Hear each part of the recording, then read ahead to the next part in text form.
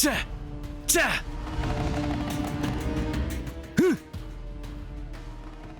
ఆ! ఆ!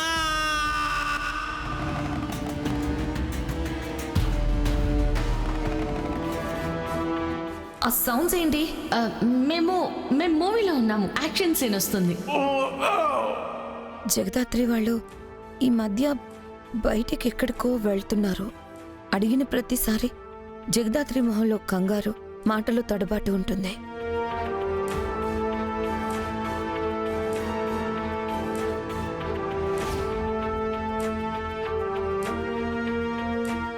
నాకు కూడా చెప్పనంత, చెప్పుకోలేనంత పనులు ఏం చేస్తున్నారు? అసలు నా దగ్గర ఏం దాస్తున్నారు?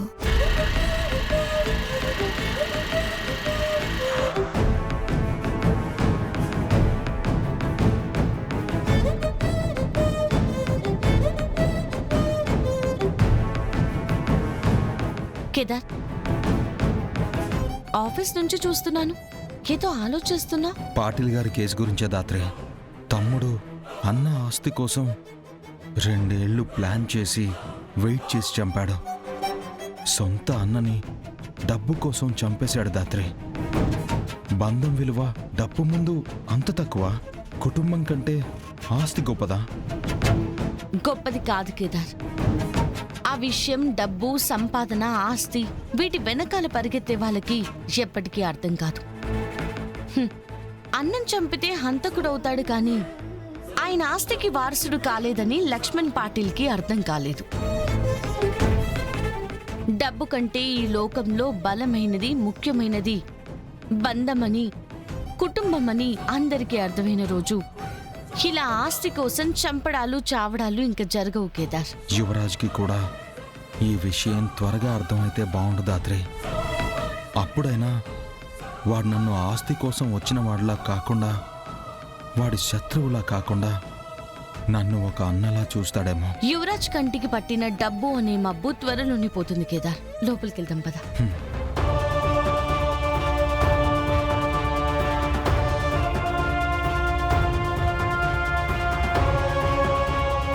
హాయ్ వదినా.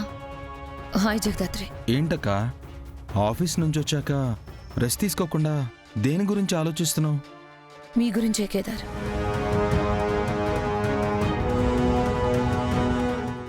మా గురించా? మా గురించి ఎందుకు ఆలోచిస్తున్నారు వదినా?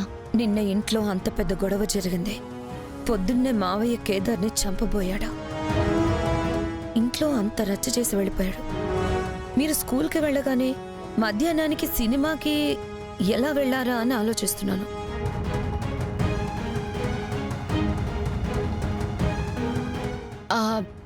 అంటే అంటే చిన్న డిస్టర్బెన్స్ వస్తేనే అది క్లియర్ అయ్యే వరకు దాని గురించే ఆలోచించే జగదాత్రి తన భర్త ప్రాణాలు తీయాలని తిరుగుతున్న మావయ్య గురించి ఆలోచించకుండా కూల్గా సినిమాకి ఎలా వెళ్ళిందో నాకు అర్థం కావడం లేదు. వదినా, అది మేం మాత్రమే వెళ్ళలేదు వదినా. స్కూల్లో మిగిలిన టీచర్లు ఎలాగో హాలిడే కదా, టీచర్స్ మీటింగ్ కూడా అయిపోయింది కదా, మూవీకి వెళ్దామంటే వెళ్ళాం వదినా. అక్కడికి మేము రామని చెప్పామక్క, కానీ వాళ్లే వినకుండా బలవంతం చేశారు మమ్మల్ని. పొద్దున్నే ఇంట్లో జరిగిన గొడవ నుంచి మాకు కూడా కొంచెం రిలీఫ్గా ఉంటుందని మేం కూడా సరే అన్నాం వదినా. మీరు వెళ్ళానని చెప్పింది యాక్షన్ మూవీ కదా జగదాత్రి? అవును వదినా. నేను చెక్ చేశాను. తెలుగులో ఏ యాక్షన్ మూవీ రిలీజ్ అవ్వలేదే. అంటే మేము వెళ్ళింది తెలుగు మూవీ కాదు వదినా, ఇంగ్లీష్ మూవీ. మా English teacher favourite movie Top Gun Maverick రీ రిలీజ్కి వెళ్ళాము వదినా. ఓహో, ఏ థియేటర్కి వెళ్ళారు? జీకేడి థియేటర్ కక్క, రోడ్ నెంబర్ 34లో ఉంటుంది కదా. Afternoon 1 o'clock షోకా, 2 o'clock షోకా?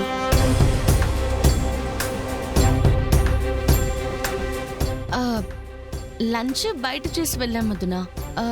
2 అనుకుంటా. కరెక్ట్గా టైం చూసుకోలేదు. టికెట్స్ మేం బుక్ చేయలేదు కదా.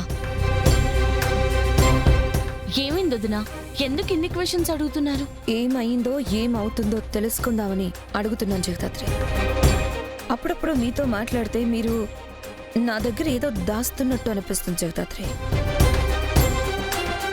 ఎందుకో తెలీదు, మీరు నా కళ్ళల్లోకి చూస్తూ నాకు అబద్ధం చెప్తున్నట్టు అనిపిస్తుంది, నాకు అబద్ధం చెప్తున్నట్టు అనిపిస్తుంది, నాకు అబద్ధం చెప్తున్నా. కానీ నాకు తెలిసిన జగదాత్రి ఏ విషయంలోనైనా నాకు అబద్ధం చెప్పదు.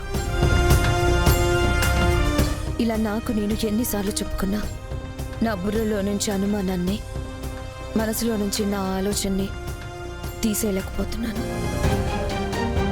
అందుకే మీరు దాస్తున్న నిజం, చెప్పలేకపోతున్న విషయం ఏంటో కనుక్కుందామని ఇవన్నీ అడుగుతున్నాను.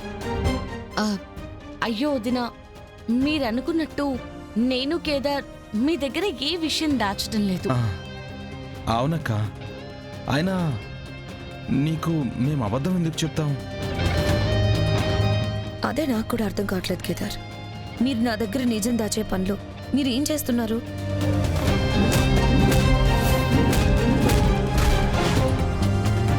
తప్పు ఒప్పు, లీగల్ పనులు ఇల్లీగల్ పనులు అయితే పోలీస్ పోలీస్ పోలీస్ లేదా దొంగ, ఇవే కదా ఉంటాయి. వీటిల్లో మీరు ఏ దారిలో ఉన్నారు? బయట ఏం చేస్తున్నారో అని భయంగా ఉంది. జగదాత్రి, నన్ను చూసి చెప్పు, నా దగ్గర మీరేమైనా దాస్తున్నారా? ఏ విషయమైనా నాకు తెలియకుండా జాగ్రత్త పడుతున్నారా? నాకు అబద్ధం చెప్తున్నారా? మీరు అనుకున్నట్టు ఏం జరగడం లేదు వదిన. మేం బయట ఏ తప్పు చేయడం లేదు, ఎవరిని మోసం చేయడం లేదు. మమ్మల్ని నమ్మండి వదిన.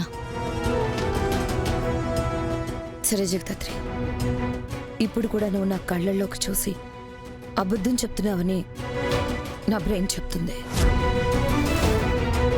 కానీ ఈసారికి నేను నా మనసు మాట వింటున్నాను, నీ మాట నమ్ముతున్నాను. ఈ నమ్మకాన్ని మాత్రం మోసం చేయ జగదాత్రి.